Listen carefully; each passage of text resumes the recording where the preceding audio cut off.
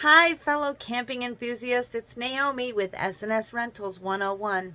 Today we're going to go over how to use your water features, your sinks, your shower, and the pump that goes along with it. So here we go. When you first walk into the camper, this is panel. It does light up when you come close to it. When your representative that sets up your camper for you should have already pressed the water pump and the water heater buttons. They should stay pressed the entire time of your stay. Please do not turn them on and off. If you have any issues, then you'll need to contact your representative. So now that we have our pump on, we can just simply turn our water on and run it. We have features to be able to remove your spigot as well as having it fixed. Now, just a little camper 101 for you. You do turn the water on and off just like normal, just like you would at home.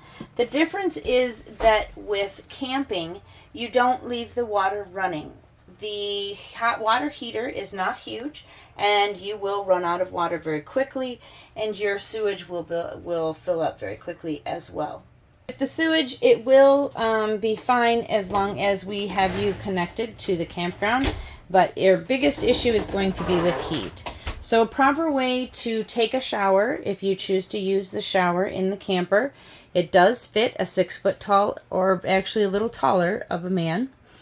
You turn the water on, the water comes out of the thing, and what you need to do is rinse your body off, then turn your water off. Soap up, and then turn your water back on to rinse off.